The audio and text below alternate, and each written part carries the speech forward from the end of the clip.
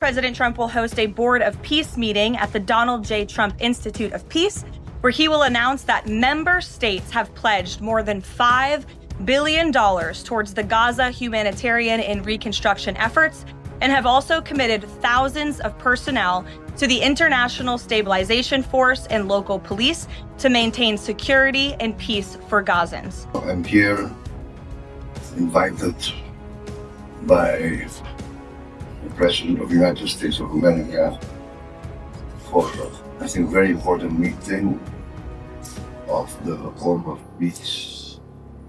In fact, I think the first official meeting of peace that's the funds to that of an implementation and the continuation of the ceasefire in Gaza, and we are attempting to continue to forge a path towards a real and lasting solution of the Palestinian issue. We continue our foreign policy of non-alignment, of respecting all great powers. I announced my determination when I took office of carrying out a policy of the good neighbor. The good neighbor policy. Diplomasi global kembali memanas. Inisiatif Board of Peace yang digagas Presiden Amerika Serikat Donald Trump menghadapi respons beragam. Alih-alih dukungan solid dari Sekutu Barat, sejumlah negara justru memilih menjaga jarak, bahkan menolak bergabung. Apa yang sebenarnya terjadi? Board of Peace dirancang sebagai forum internasional yang akan menggelar pertemuan di Washington DC bulan ini. Agenda besarnya ambisius, menggalang dana rekonstruksi Gaza, mematangkan pembentukan pemerintahan teknokratis Palestina, serta memfinalisasi konsep pasukan keamanan internasional. Namun, respons dari Eropa dan institusi penting Barat menunjukkan dinamika yang tidak sederhana. Pertama, Italia. Pemerintah di Roma memutuskan tidak bergabung sebagai anggota penuh.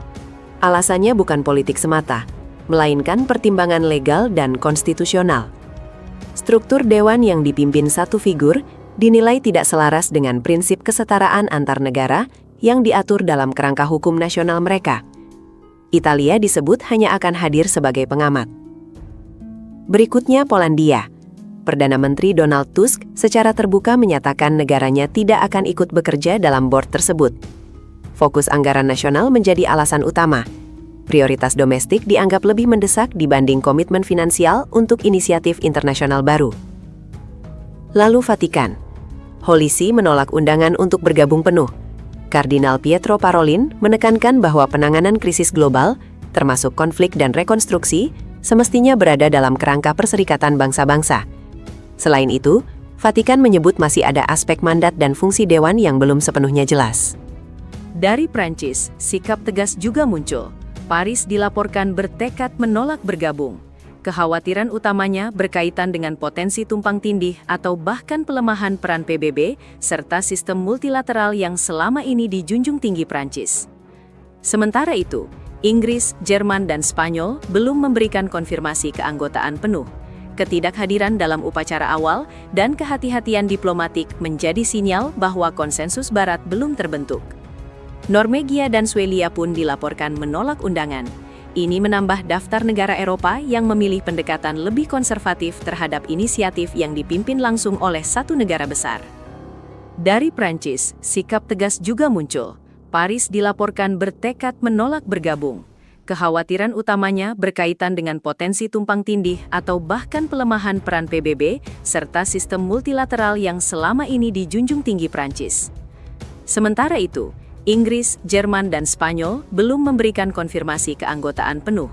Ketidakhadiran dalam upacara awal dan kehati-hatian diplomatik menjadi sinyal bahwa konsensus Barat belum terbentuk.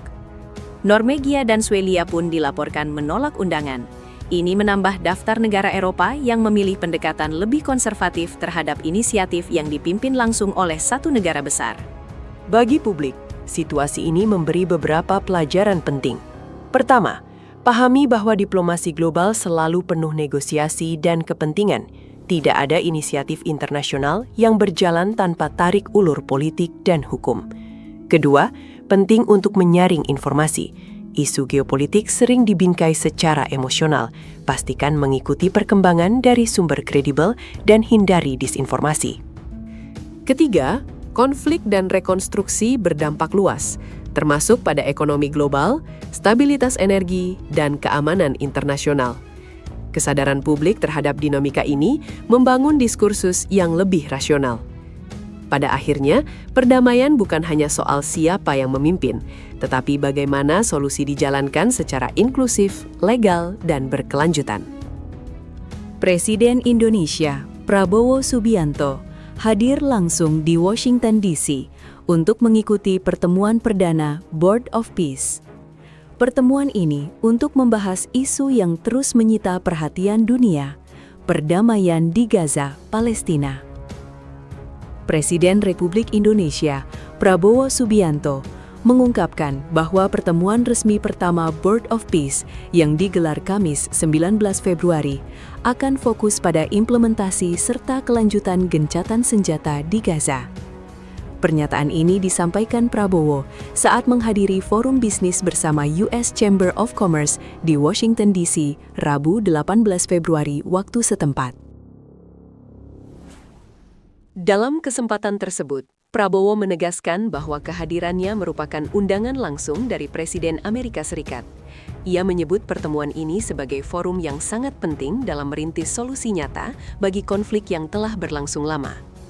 Prabowo menyampaikan bahwa Board of Peace akan membahas langkah-langkah konkret untuk menjaga dan melanjutkan gencatan senjata di Gaza.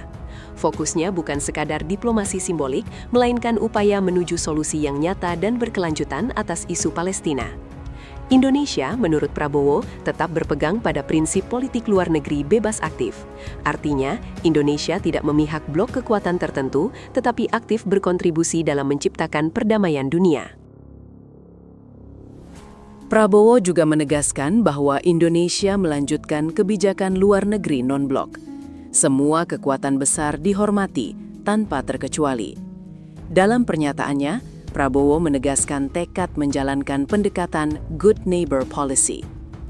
Langkah diplomasi Indonesia tidak berhenti di Washington.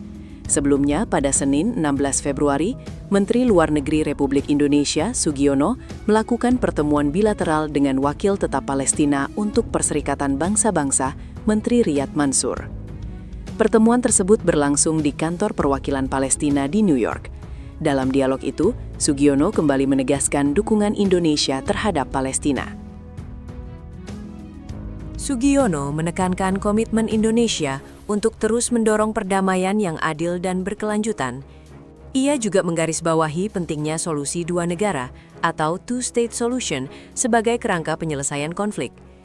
Selain itu, Sugiono menyampaikan bahwa Presiden Prabowo akan berpartisipasi dalam pertemuan Board of Peace bersama sejumlah pemimpin dunia. Indonesia menjadi bagian dari kelompok negara yang disebut aktif mendorong upaya perdamaian di Gaza. Kelompok ini dikenal sebagai Kelompok 8 yang terdiri dari Indonesia, Arab Saudi, Turki, Mesir, Yordania, Qatar, Uni Emirat Arab, dan Pakistan. Menurut Sugiono, partisipasi Presiden Indonesia bertujuan memastikan setiap keputusan yang diambil tetap selaras dengan piagam PBB serta upaya multilateral yang telah berjalan. Pertemuan Board of Peace menjadi penting karena situasi di Gaza bukan hanya konflik regional, tetapi isu kemanusiaan global. Stabilitas kawasan Timur Tengah memiliki dampak luas, mulai dari geopolitik, ekonomi, hingga keamanan internasional. Bagi Indonesia, keterlibatan ini mencerminkan konsistensi posisi diplomatik yang selama ini menempatkan perdamaian dunia dan keadilan internasional sebagai prioritas. Menurut Sugiono, partisipasi Presiden Indonesia bertujuan memastikan setiap keputusan yang diambil tetap selaras dengan piagam PBB serta upaya multilateral yang telah berjalan. Pertemuan Board of Peace menjadi penting karena situasi di Gaza bukan hanya konflik regional, tetapi isu kemanusiaan global. Stabilitas kawasan Timur Tengah memiliki dampak luas, mulai dari geopolitik, ekonomi, hingga keamanan internasional. Bagi Indonesia, keterlibatan ini mencerminkan konsistensi posisi diplomatik yang selama ini menempatkan perdamaian dunia dan keadilan internasional sebagai prioritas. Di tengah dinamika global seperti ini, publik perlu tetap kritis dan bijak dalam menyerap informasi.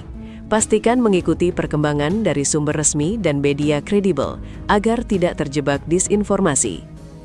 Memahami konflik internasional juga penting untuk melihat gambaran utuh, aspek kemanusiaan, hukum internasional, dan diplomasi multilateral.